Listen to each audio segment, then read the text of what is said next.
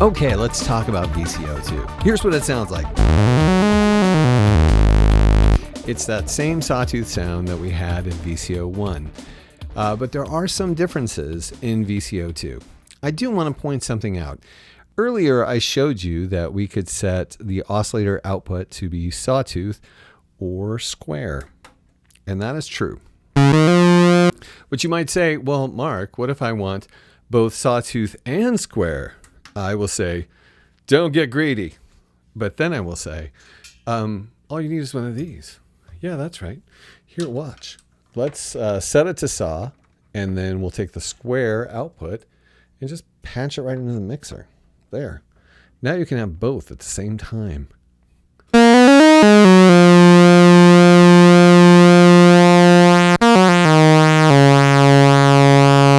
We can hear the pulse width modulation going, so you know that you're getting a square at the same time as your saw, and then you can mix them to suit your taste.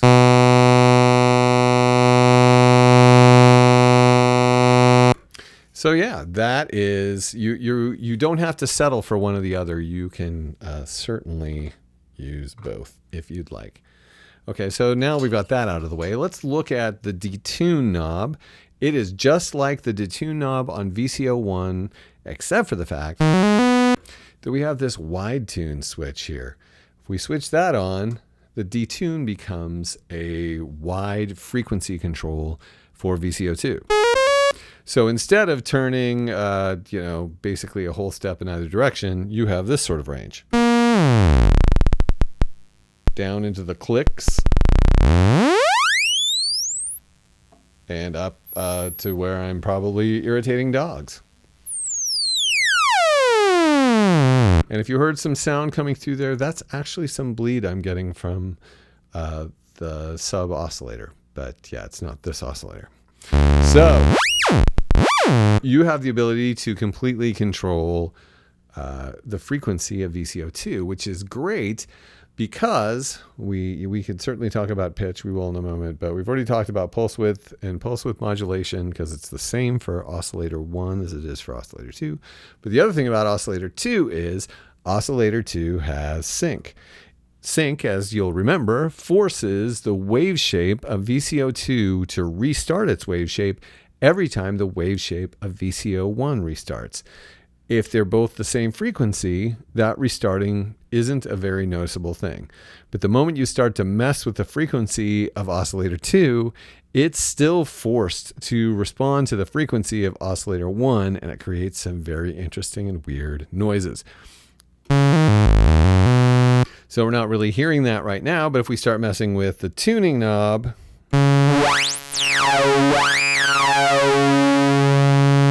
we will. Of course, we might want to create some interesting and delightful sync effects without having to turn that tuning knob. So then we'll break out one of these, connect it to envelope 1, have envelope 1 control the pitch of oscillator 2, and then we get the traditional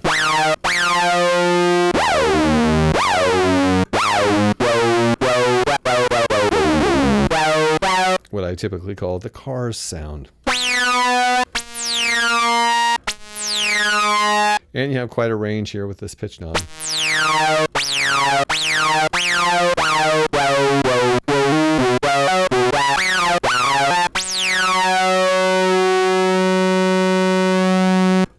And we don't have to stop there if we don't want to. We can also do things like have the LFO control the sync effect.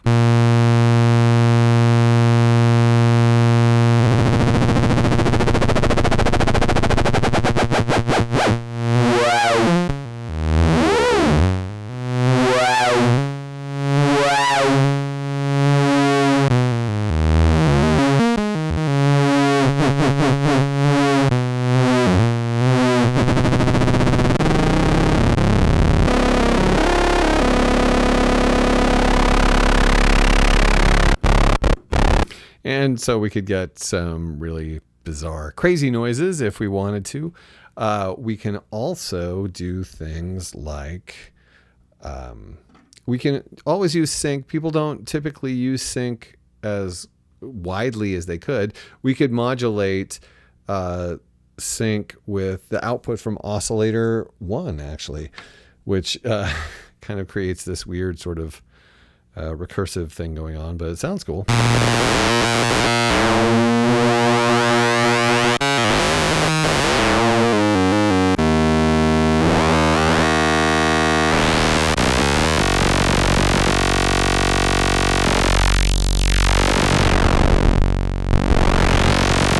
So anything you do that changes the pitch of VCO2 creates some really interesting effects.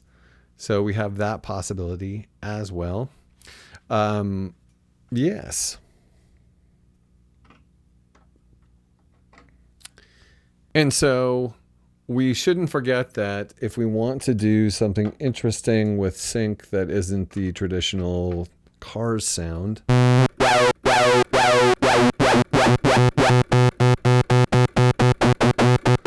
you can use it to put a burst of harmonics at the beginning of a sound to create an attack transient.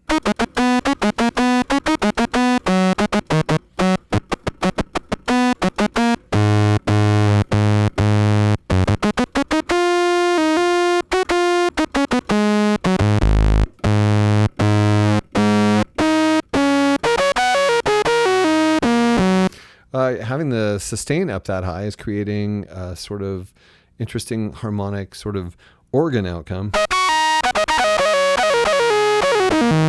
It's probably emphasizing the fifth.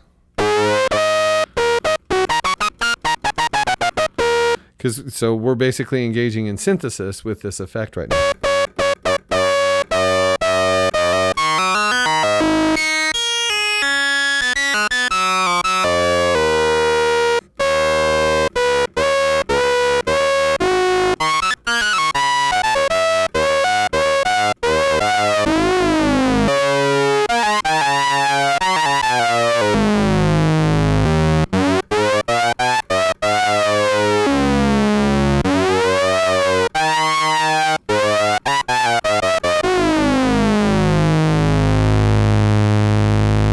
That's just such a huge sound. Here, let's bring in oscillator 1.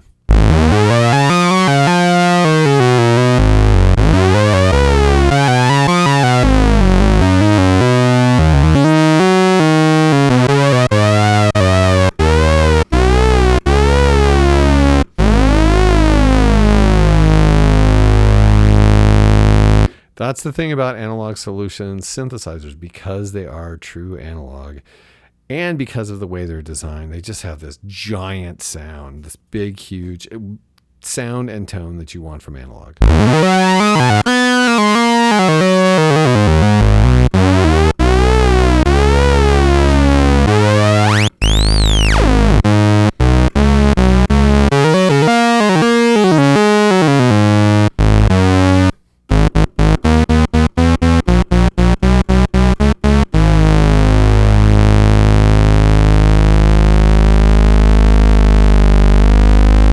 Of course, detuning doesn't work because they are slaved frequency-wise to each other.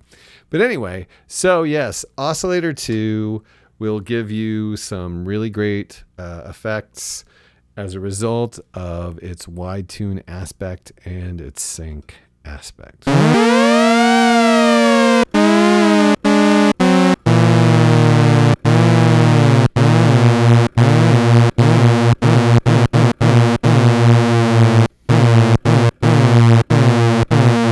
You can also create some attack transients by just having the envelope control the pitch.